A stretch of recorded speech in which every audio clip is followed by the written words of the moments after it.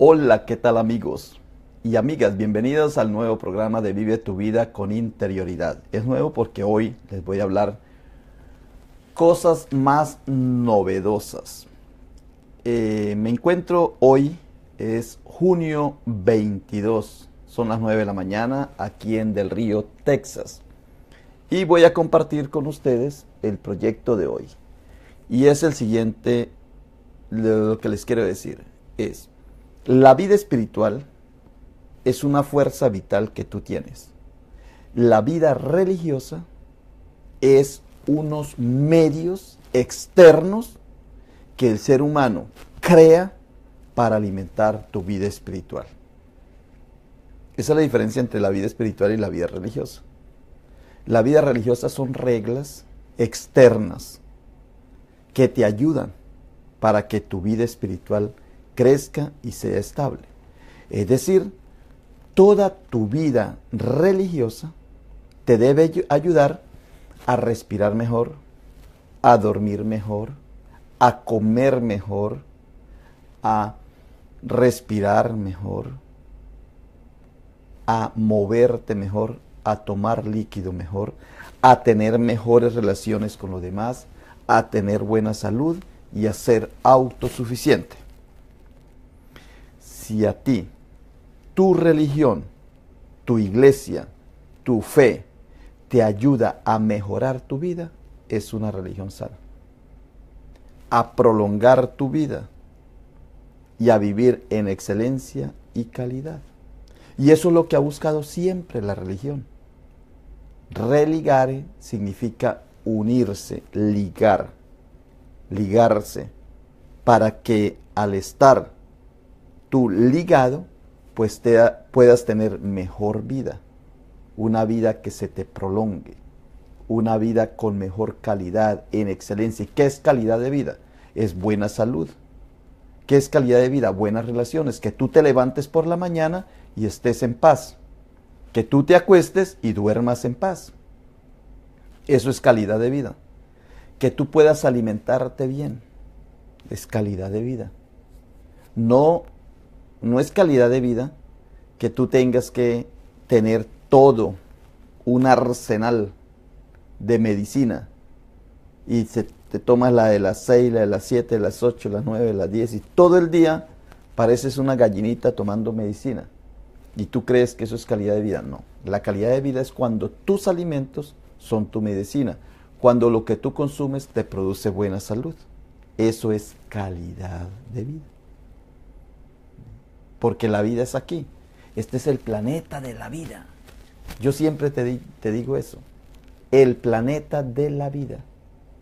Este planeta se distingue de los demás es porque aquí hay vida. Este planeta no debería llamarse planeta Tierra, ni planeta Agua, ni planeta de otra manera. Es el planeta de la vida. Aquí hay vida. Para nacer, para vivir es que tú has nacido. Tú naciste para vivir. ¿Y qué es la vida? Tener buenas relaciones con los demás, tener buena salud y ser autosuficiente. Que tú vivas por ti mismo, no artificialmente, sino de forma natural. Hoy empecé diciéndote que la religión te ayuda a ser más espiritual. Debería ayudarte a ser más espiritual. ¿Y qué es ser espiritual? Respirar bien, dormir bien, comer bien, moverte bien, hacer todo excelente. Todas las cosas que yo te digo. ¿Qué es ser espiritual? Tener buenas relaciones con los demás, vivir en paz con los otros, vivir en paz con Dios, vivir en paz con la naturaleza, vivir en paz con los seres humanos, vivir en paz contigo mismo. Cuando tú vives inquieto, angustiada o angustiado, cuando tú vives preocupada o preocupado, no tienes salud, no tienes vida. Cuando tú no vives, cuando tú no disfrutas este devenir de la existencia, sino que andas desesperado y desesperada buscando ¿qué? ¿Qué buscas? Si en la vida no hay que buscarla, simplemente se encuentra uno aquí, viviendo. Esta es la vida espiritual. Bueno, como he venido diciéndote, somos cristianos. Si fuéramos budistas, te hablaría del budismo. Si fuéramos del Islam, mahometanos o islámicos, le hablaría del Islam, de Alá. Pero como somos cristianos, te hablo de Jesucristo.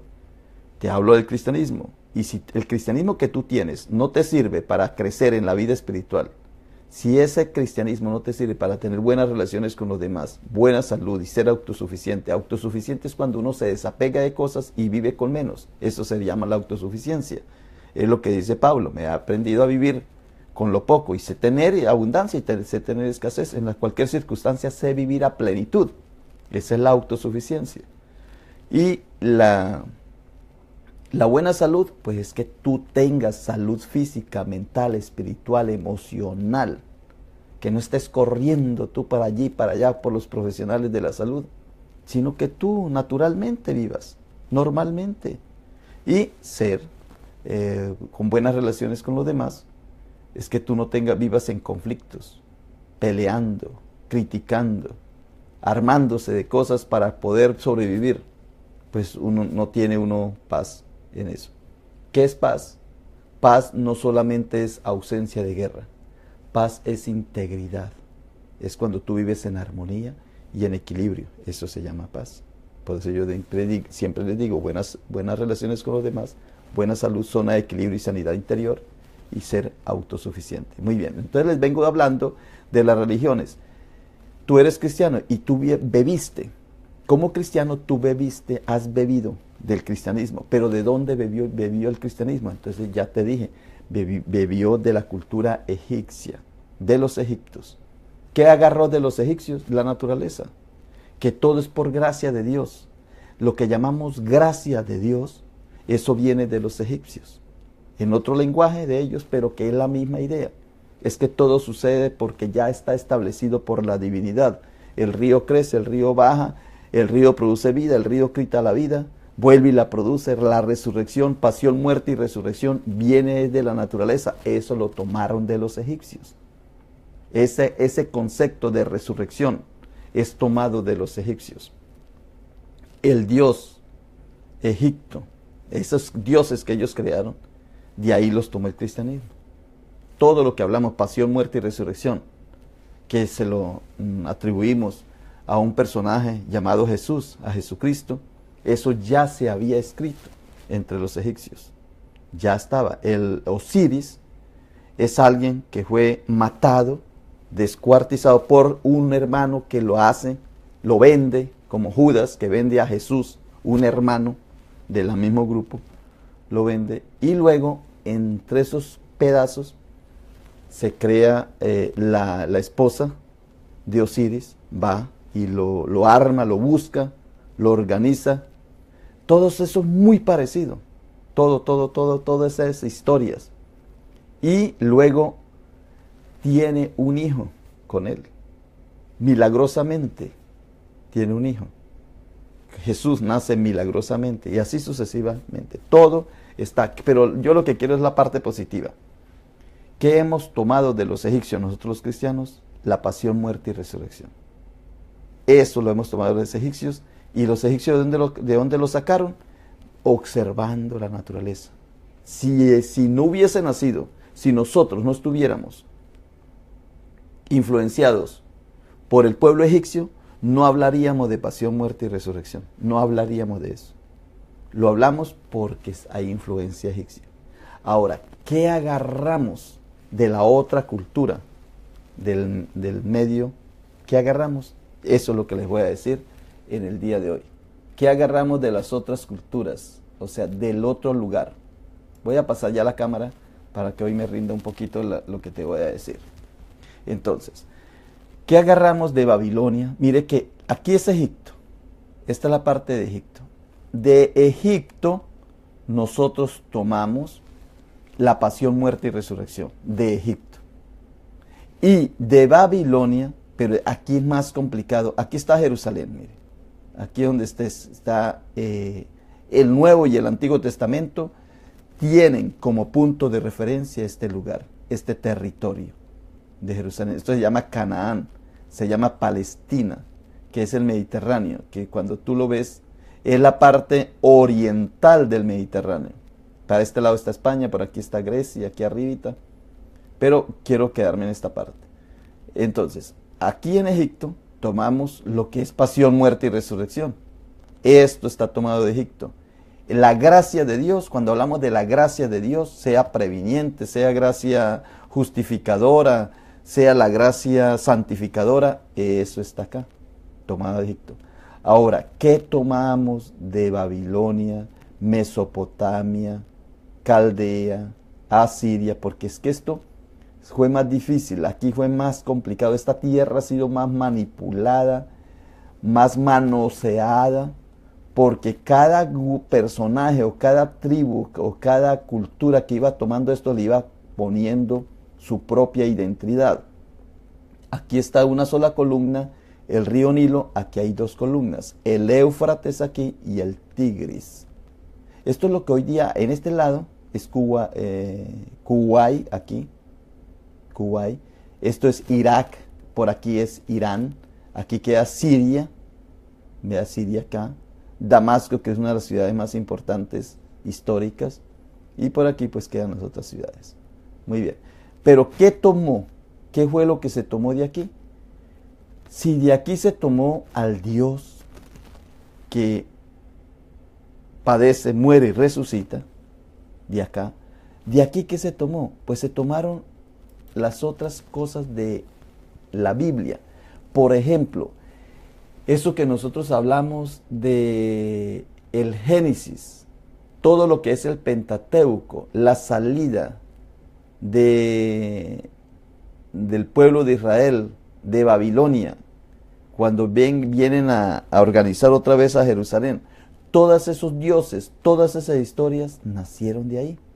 Por ejemplo, ellos tenían el dios de la fertilidad y la guerra, Anat, el Dios del cielo y Padre de los dioses. Nosotros hablamos del Dios Padre, que Jesucristo vino como novedad a traernos a Dios Padre. Ya se hablaba, era Anu, de el Dios Enil, era el Dios del clima y de las tormentas, y Baal, deidad principal y superior. Esto está en la Biblia, en el Antiguo Testamento. Al principio, si uno lee el Nuevo Testamento, hay muy buena relación de Baal, pero después como que hay una transmutación y entonces se va cambiando poquito a poquito. Muy bien. Todo esto lo tomaron, todo esto está en la Biblia. Ahora, los semitas, recuerda que al pueblo judío se le dice semita. El pueblo judío está acá, mire. El pueblo judío es un grupo de gitanos, de personas de clase baja, de Canaán, de los fenicios. Ellos son personas de aquí que no crean monumentos y que no crean pirámides para alabar a Dios, sino que crean un libro para alabar a Dios, crean historias. Pero esto no es muy complicado entenderlo, porque cuando tú no tienes juguetes para comprarle a tus hijos, tú le cuentas historias a tus hijos. ¿Ve? Eso fue lo que hizo los judíos, contarnos historias, la historia de ellos, para poder relacionarnos con ese Dios, porque los egipcios y lo de esta región, lo de estos lugares, no necesitaron contar historias porque ellos tenían dinero suficiente para crear la historia de manera visual, con imágenes, con estatuas, con símbolos en piedra en concreto, porque tenían muchos esclavos y obreros para que hicieran eso. Los judíos no lo tenían. Pero todo esto que llamamos a los judíos, les decimos semitas, todo esto es una cultura semita, mire. La cultura semita es más grande de los judíos. A los judíos tienen aquí esta cultura pequeñita, que los judíos nacen de los fenicios. La palabra Palestina es nueva, esa se la pusieron los romanos para ir en contra de los judíos que se enfrentaban a los romanos, ese grupo de aquí. Este grupo quería ser ellos propios, porque ellos eran el pueblo de Dios, escogido por Dios, entonces ellos estaban aquí protegidos por Dios, pero tenían toda la influencia. Aquí está el Golfo Pérsico, aquí está Kuwait. Mire que Abraham sale de Ur de Caldea, sube hasta por aquí a Teherán y baja por todo esto. Esa es la historia que ellos tienen, pero no es que sucedió en la vida real así. Como un personaje, lo que pasa es que ellos la historia la ponen en un personaje. La ponen en un personaje, muy bien. ¿Qué más podemos decir? Que los dioses, porque la pregunta es, ¿qué bebió qué bebió? ¿Cómo bebió de beber el cristianismo de estas culturas semitas? Pues bebió de estas clases de dioses, los dioses de Mesopotamia, el dios Anu. Aquí vemos al dios Anu con la glándula pineal, vea, que eran la espiritualidad, hablando de la espiritualidad, Enlil y Ea, Ea que es el dios de la tierra, el dios del cielo y de la tierra, ¿ve? Y Enlil es el que se enfrenta al dios Anu, o sea, eso es toda una combinación guerrera como ellos vivían. Muy bien, aquí tenemos la ruta que hace según supuestamente hace Abraham. Abraham sale de Ur, de Caldea, en esa época ya era de los caldeos, según la historia, como se narra ahí, porque eso es verdad, o sea, los caldeos también vivieron acá, sale por aquí por el río Éufrates, de para arriba, llega a Teherán con su familia, aquí están, y baja aquí, y llega a Egipto y regresa otra vez aquí a la tierra. Esta historia que se cuenta en la Biblia es una historia narrada literalmente en literatura, pero en la vida real era que todo era un solo pueblo. Mire, todo esto, la gente caminaba normal, eran las rutas. Cuando faltaba comida en una parte se dirigían a otra. Aquí siempre iba a haber comida si ellos ahorraban, porque una vez por año o 2 veces por año crecía el río. O unos dicen que 2 veces por año, otros dicen que 1 vez al año. Aquí el río crecía, siempre iba a haber comida. Y aquí siempre iba a haber comida porque estaba el Tigris y estaba el Éufrates. Entonces siempre iba a haber comida. En estas regiones donde no iba a haber comida era aquí. Aquí sufrían más. Entonces simplemente se desplazaban aquí, se desplazaban acá, se desplazaban aquí, se desplazaban acá. Como hoy día que la gente viene de Sudamérica a Estados Unidos. Pero en esa época, como todo era un solo imperio, pues la gente se movilizaba fácilmente por toda esta, se llama la media luna fértil. ¿Y qué fueron agarrando de ahí? Pues los dioses que había. Por ejemplo, cuando nosotros hablamos de Jesús que nació de María, la Virgen, eso es una historia que ya existía en muchísimas culturas. Entonces, nosotros hablamos de madre e hijo. Recuerda que antes habíamos hablado de padre e hijo. Ahora se habla más de la cultura madre e hijo. Y entonces se habla que ellos, en estas divinidades, se le llamaron la reina del cielo. Eran nombres que les podían. Y desde el punto de vista ya de los griegos y de los romanos, pues era el mismo diosa Astarot, Diana, Isis, Astarte y su hijo Baal, Tamuz. O sea que si Jesucristo, pongan atención, si Jesucristo, la historia de Jesucristo no se hubiese escrito en la época de los romanos, pues Jesús no se llamaría Jesús y no se llamaría María, ni se llamaría José el papá o hijo de Dios, como lo tenemos nosotros entendido, sino que vea, Jesús se hubiera llamado Baal, porque era la misma historia, madre e hijo. Baal es un hijo, Tamuz. Y ya cuando escriben la Biblia, entonces las Santas Escrituras revelan la errónea actitud del pueblo de Israel, que frecuentemente se inclina a estos dioses, porque ya ha evolucionado y está en contra de todos estos dioses, pero no se pueden zafar. O sea, la gente no se puede zafar de esta cultura y el ser humano siempre lo va creando. Bueno, aquí vemos que en Babilonia, esta es la imagen una imagen de Dios, la diosa o la virgen, la madre que tiene al hijo. Mire, igualita a las imágenes que se ven en la Iglesia Católica. En la China se ve exactamente también un hijo aquí, una madre con su hijo. En el Egipto, una madre con su hijo. En el catolicismo, una madre con su hijo. En la India, una imagen con su hijo. En la Roma del Imperio, una imagen con su hijo.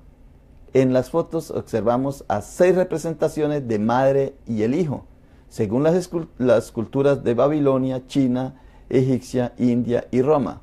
obviamente aparecen las versiones pseudo cristianas llamada María.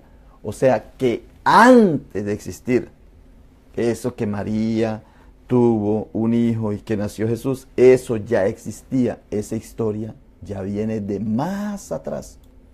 Ahora, la cultura semita, lo que nosotros llamamos los semitas, eso era una cultura bien amplia. Mire, todos estos países son de cultura semita. Y nosotros solamente pensamos que es aquí este puntico. Los semitas le decimos a los judíos, esta cultura. Pero mire que todo esto es Arabia. Aquí es el norte, ya va subiendo hacia el África. Norte de África aquí, pero es la mitad del África. En la parte meridional, podríamos decir, media. Y ya todo esto eran semitas. Todas estas son culturas semitas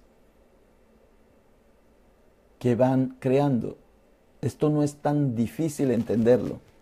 Bueno, ¿qué pasó? ¿Qué nombres de Dios en Palestina anteriores al culto de nosotros? Nosotros decimos Jehová o decimos Yahvé. Antes de que existiera el culto a Jehová, el culto a Yahvé, antes de que se escribiera la Biblia, ya existían todas esas historias. El Alá, el Dios de los musulmanes, que eso fue 6 siglos después de Cristo, es el mismo Él, pero es el mismo Yahvé y es el mismo Jehová. Entonces, Él en la cultura de Mesopotamia, porque estoy contándoles desde acá, de estos lugares, porque ya te hablé de Egipto, que es aquí, ya te hablé de esta parte de Egipto. Ahora te estoy hablando de qué bebió el cristianismo de acá y cómo esta cultura aquí de Jerusalén pues se relaciona con estas dos, porque es que es un solo camino, eso es una sola ruta, no es tan lejos, no es tan difícil entender. Muy bien. Entonces, los nombres de Dios en Palestina, anteriores al culto de Jehová o al culto de Yahvé, ¿qué existía? Existía Él, se llamaba así Él. Entonces, después se recuerda que hablamos de yo soy el que soy, yo. En vez de decir tú, entonces, porque era el Dios Él, ahora es el yo, Él. Eterno, ¿quién era Él? Eterno, supremo, productor o creador del cielo y de la tierra. Es el Dios, Él, de los semitas, de Ugarit, el más lejano de los dioses, o sea, es el más antiguo. El descubrimiento de los textos ugaríticos, que así se llama, de los semitas de Ugarit, ha demostrado que Él era el nombre propio del Dios por excelencia, cabeza del panteón cananeo.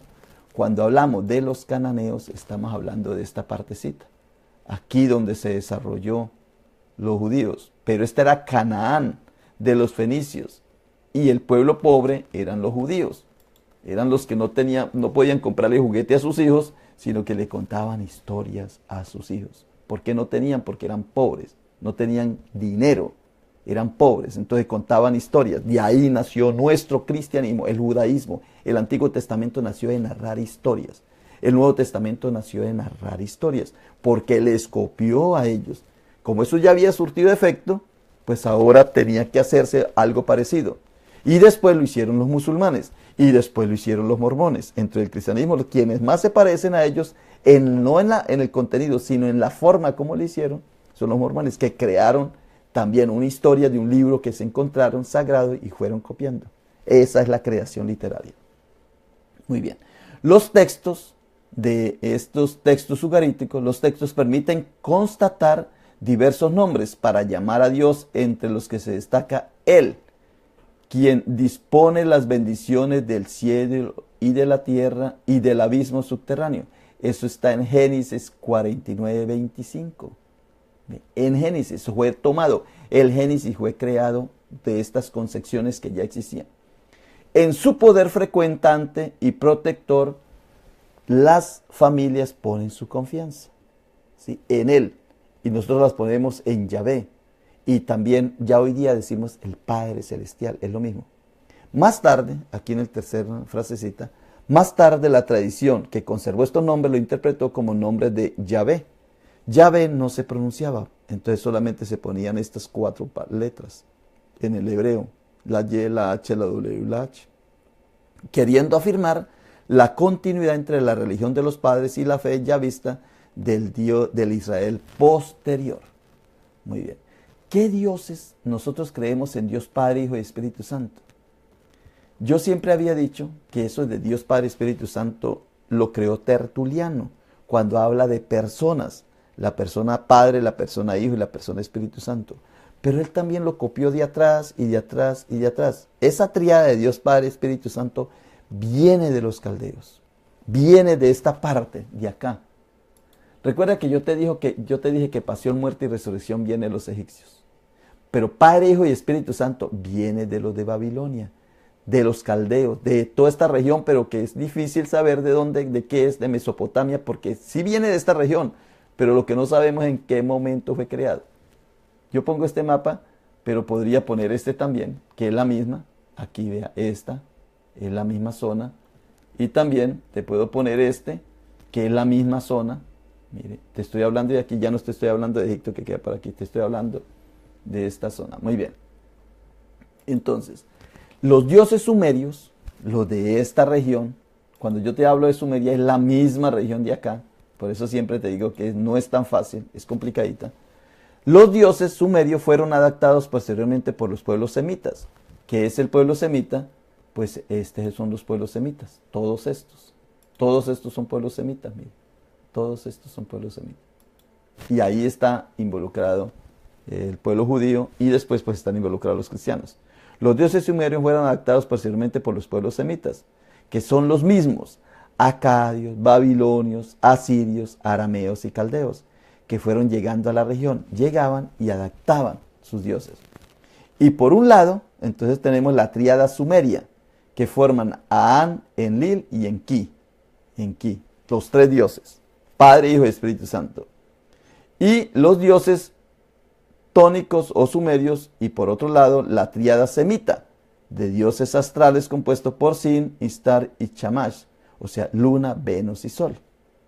Ahí tenemos otra tríada de dioses, que ya nosotros decimos un Dios, Padre, Hijo y Espíritu Santo. Pero ya después cuando, por otra corriente del cristianismo, entonces se dice, no hay Trinidad, no hay Padre, Hijo y Espíritu Santo, eso es un agregado, eso lo tomaron de los sumerios, eso lo tomaron de los egipcios, nosotros creemos eso es en el nombre de Jesús. Y cuando decimos en el nombre de Jesús, entonces ya estamos volviéndonos solamente egipcios. Cuando decimos Padre, Hijo y Espíritu Santo, somos de aquí. Cuando decimos en el nombre de Jesús, somos de egipcio. Porque aquí hay un solo personaje, pasión, muerte y resurrección.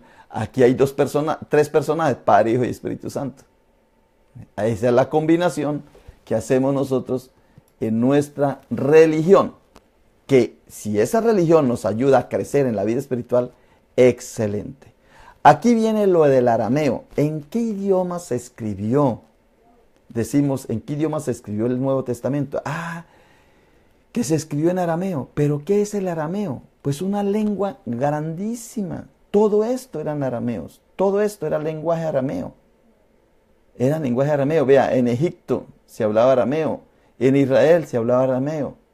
En todos estos lugares de Mesopotamia, de Sumeria, de Persia, de Asiria, de Babilonia, de los acadios, todo eso es lenguaje arameo. Y voy a poner esta figura acá. Aquí es donde se desarrolló los judíos, como le he dicho, el pueblo más pequeñito, el pueblo más pequeño en el sentido de cultura más baja, menos educados, menos formados, porque ellos no tenían ejército, no tenían nada, sino ellos, cuando ellos tuvieron los ejércitos que nos dice la Biblia, eso fue creado literalmente, porque el ejército lo tenían los de Mesopotamia y lo tenían los de Egipcio, y ellos lo tomaron como si ellos también tuvieran ejército. Es una creación literaria. Y entonces la cultura fenicia, de donde están los judíos, y la cultura cananea y aramea, aquí están. ¿Qué era la cultura fenicia? Era un área de las culturas cananea y aramea. Y pues cuando decimos nosotros, si fue escrito el Evangelio de Mateo en arameo, no, lo escribieron en griego. Pero como hay una nostalgia anterior de que aquí se hablaba el arameo, pues lo ponen así, que era el arameo. Muy bien. Ahora voy a pasar a hablarles ya, porque quiero terminar este tema, a hablarles que después que vinieron todas estas culturas de Mesopotamia, aquí, todas esas culturas de Asiria, Babilonia, Mesopotamia, Caldea, todas estas regiones, y Egipto, aquí abajo, entonces llegó un imperio más poderoso. Un imperio más poderoso que fue el imperio griego. Entonces, el imperio babilónico, el persa y luego el griego. Y aquí vemos como el imperio griego, que nace aquí en Grecia, porque hasta ahora yo les estaba hablando de aquí, de Egipto, Dios, nacemos a Jesucristo, Jesús, pero el Jesús bien antes de la pasión, muerte y resurrección de Jesús, nace aquí. Padre, Hijo y Espíritu Santo nace aquí. Ahora vamos a enredarnos un poco más, porque llegan los griegos y agarran toda esta concepción religiosa y la exterioriza. La pone ya no en el cerebro límbico, sino en el cerebro racional. Entonces yo digo, como yo soy el que predico y hablo y enseño que hay 3 cerebros, yo me uno a ese grupo que dice eso. Entonces yo digo, el cerebro reptiliano está aquí en los egipcios. Cerebro reptiliano, una columna hacia abajo, vea, una sola columna vertebral que baja hasta aquí, hasta el coxis, una sola columna. Hay uno solo, el nombre de Jesús, pasión, muerte y resurrección, cerebro reptiliano. Aquí ya hay 2 cerebros, río Tigres y el Éufrates. El cerebro límbico es más emocional. Ahora ya viene Grecia. Cultura más racional, cerebro exterior. Y aquí vamos a complicarnos todavía más.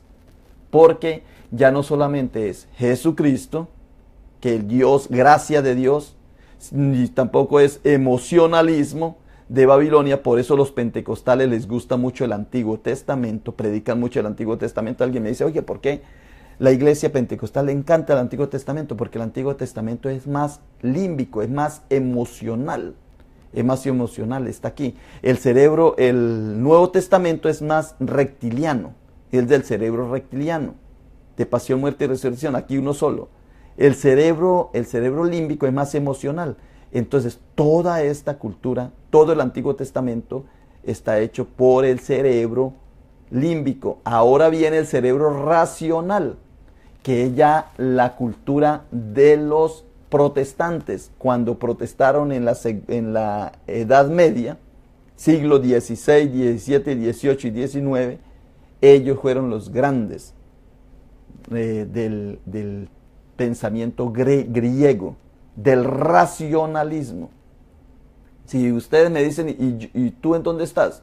Yo digo, el racionalismo, cerebro externo. El emocionalismo, cerebro aquí. Y el reptiliano, yo estoy más de acá. Yo estoy más de Jesús, porque es para mí es el más original, el más antiguo, el más natural. Este es aquí. Yo estoy más de acá. Pero no desconozco que existe el emocional y que existe el racional. Entonces, aquí es donde aparece toda esa gran visión. Yo les estoy mostrando una visión mucho mayor y más fácil de entender. Los pentecostales, la iglesia del siglo XX, nace del Antiguo Testamento, les gusta mucho las profecías del Antiguo Testamento porque eso está creado emocionalmente. Los filósofos, los que llamamos protestantes, los que protestaron en el siglo XVI, esos nacieron de acá. O sea, son más racionalistas. Y yo digo que el cristianismo fue más creado de acá, del egipcio. Fue más creado lo que se llama el cristianismo. Muy bien, vamos a ver aquí otros dioses. Papel y funciones y características de cada deidad. Entonces, existe el Mesopotamia, que era lo que estaba hablando, el panteón semítico y el panteón griego. Aquí vemos los 3 dioses. Entonces, el dios del Mesopotamio se llama Enú. El dios semítico se llama Yahvé y el dios griego se llama Cronos, pero es la misma característica. Dios del cielo, rey del panteón, padre de los Anunnaki, Elohim, titanes, usurpador del trono, patriarca envejecido, tirano, belicoso, asociado al planeta Saturno, dios del tiempo, misántropo y oscurantista. Digan si este no es el Dios del Antiguo Testamento, el Yahvé que conocemos, guerrero, matón, difícil de entender. Esto se formó, estos dioses se formaron aquí, en la Mesopotamia. Todo esto, vean, en todos estos lugares, de acá, no es el Egipto que yo defiendo. Yo soy partidario de aquí del Egipto, del cerebro reptiliano. Y yo siempre aquí cuando yo entendí esto, la posición de Egipto, me encantó. La cosmogonía, la cosmología, todo esto, hermosísimo. La astronomía, astrología de Egipto, porque se mantiene más unido, es uno solo. Aquí ya el cerebro emocional, más loquillo. Y aquí racional, pues ese es todavía peor. Muy bien. Entonces aquí tenemos a este panteón tremendo. Aquí tenemos a Yahvé, que es el mismo Baal a la hora de la verdad, cuando ya lo vamos desarrollando, y es el Nasis o el Kotar, y en griego el Poseidón. Pero bueno, voy a ir por despacito. Entonces, en Mesopotamia tenemos a Enlil, que es el dios del viento, de la tormenta, recuerda que eso está en la Biblia. Joven guerrero, hijo predilecto del rey del panteón, vicepresidente poderoso de la Asamblea Divina, dueño del rayo de las fuerzas tempestuosas, conocido por su destreza militar y gran valentía. Es el mismo que en los tres. Aquí en el panteón griego se le dice Zeus, en el panteón semítico se le llama Baal, eso está en la Biblia, y en el mesopotamio se le llama Enlil. Ahora viene otro dios, dios de las aguas. ¿Quién era el dios de las aguas? Que se movía sobre las aguas. Dios de la sabiduría. A mí no me des más nada sino sabiduría, dijo Salomón. Dios de la escultura, la arquitectura y las artesanías. Maestro de la magia y de las ciencias ocultas. Hijo importante del rey del panteón. Constructor de civilizaciones. Gran amigo y benefactor del hombre. Ese se llama Enki, o Ea, que eso se llama en el panteón mesopotámico. En el panteón semítico se llama Nasis o Hasis o Hasis, Wa o Kotar, y en los griegos se llama Poseidón. Cronos, el dios del tiempo, Zeus, el más grande, el padre, y Poseidón es otra posición del dios, otro concepto de Dios. Estos son los dioses. Enki es más o menos el Dios Padre de nosotros aquí. El Dios Padre está aquí. El que nosotros conocemos, el de la Biblia. El que nos enseñó Jesucristo está aquí. Enlil, vea que es más grande todavía, que no lo vemos. Y Yahvé, el más anterior. Pero que después eso va cambiando, se va mezclando. Porque todo es una mezcla. Es difícil entenderlo. Porque se va mezclando. Baal ya parece enemigo de Yahvé. Porque Anu tiene conflictos con Enlil. Y Cronos es el que se come los niños. El tiempo, Cronos de Zeus. O sea que todo esto es una misma posición. Después voy a entrar más en esto. Muy bien. ¿Quién impera? ¿Dónde impera el imperio griego? Pues Grecia nace de acá. Ve, aquí vemos la puntica ya de Italia. Después ya les voy a hablar de los romanos, pero voy en Grecia. Grecia se toma todo este territorio de Mesopotamia, mire. Todo. Grecia racionaliza todo este pueblo. Egipto, reptiliano. Mesopotamia, límbico. Y ahora Grecia está racionalizando todo este territorio. Están en las rutas que ellos estaban. Ahora, ¿qué hace? ¿Qué es lo que hace el pueblo italiano de acá? Pues agarra a los tres. Los que yo le digo, agarra a Egipto, agarra a Mesopotamia y agarra a Grecia. Los tres conceptos los unen y crean el cristianismo. Aquí está lo mismo, la misma. Egipto, Siria, Media, Persia, pero todo invadido por los griegos. Aquí están los griegos y van moviéndose por ahí. Luego los griegos dividen su territorio En Egipto quedan los Ptolomeos, en Mesopotamia quedan los Seleucidas, y en Jerusalén, ¿quiénes quedan? Quedan lo mismo. Vea, aquí están los Seleucidas, el imperio Seleuco. Esos fueron 2 siglos antes de Cristo. Ya casi iba a empezar el imperio romano, porque el imperio romano empieza un siglo antes de Cristo. Ya estaba en decadencia, porque divida y reinarás. Ya el pueblo de los griegos ya se había dividido. Entonces, al dividirse, el pueblo, el imperio, pues viene Roma y los ataca. Pueblo dividido es fácilmente atacado. Todo lo que nosotros llamamos el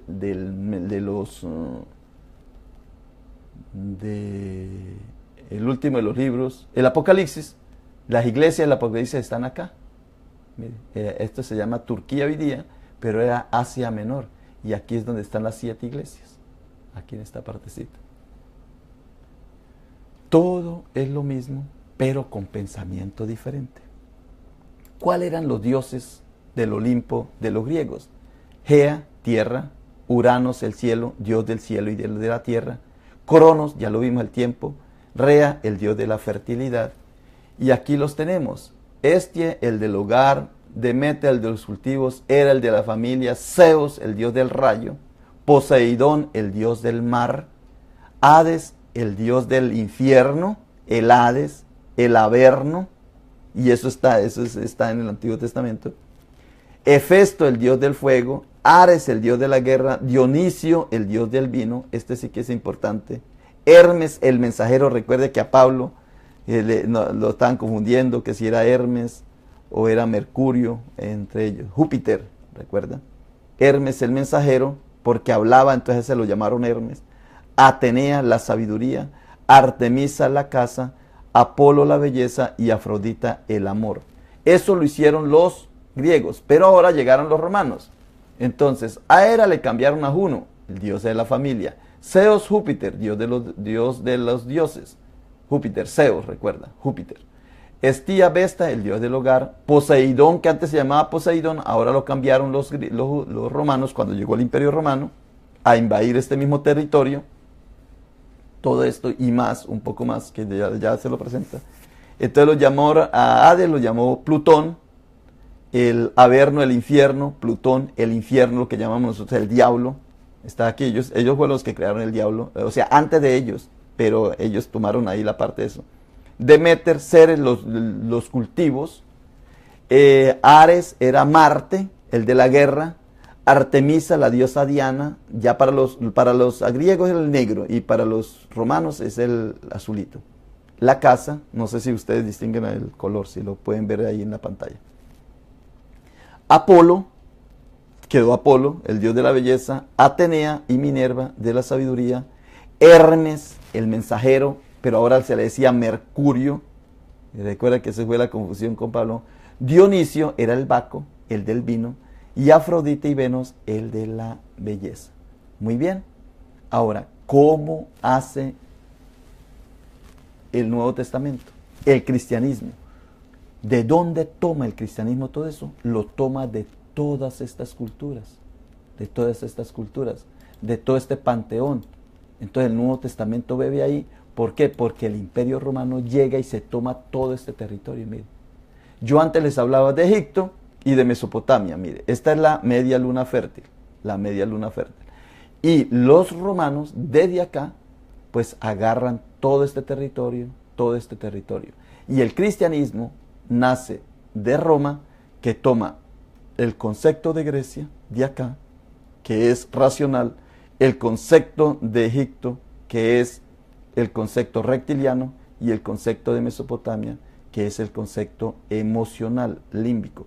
Esos 3 conceptos crean el cristianismo.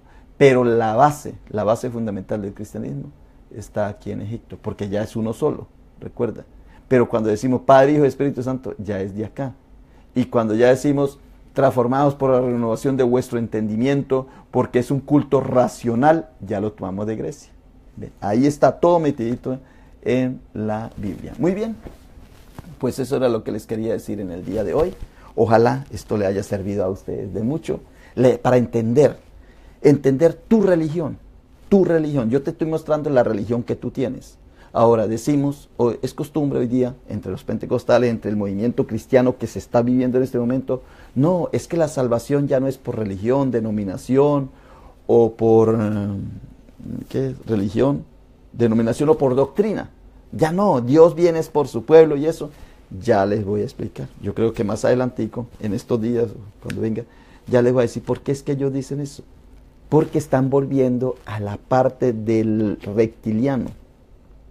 Y dicen, no, es que la espiritualidad no tiene nada que ver con religión. Yo digo, sí tiene que ver. Sí tiene que ver con religión, no para la cuestión de la salvación, porque recuerden que la salvación no para nosotros es Jesucristo, el Salvador, el que vino y dio su vida para rescate de nuestros pecados. Esa es la doctrina, es Jesucristo.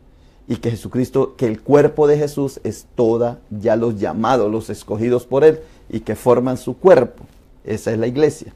Pero yo les voy a decir cómo pasó de un sueño, de un reino, de la espera de un Mesías, a una iglesia, a la iglesia como institución. Eso todavía me falta llegar ahí. Pero poco a poco lo vamos entendiendo. ¿Qué hemos entendido en el día de hoy? Que cuando hablamos de espiritualidad no tiene nada que ver con religión. Pero la religión lo que busca, si tú quieres ser espiritual sin religión, lo puedes hacer.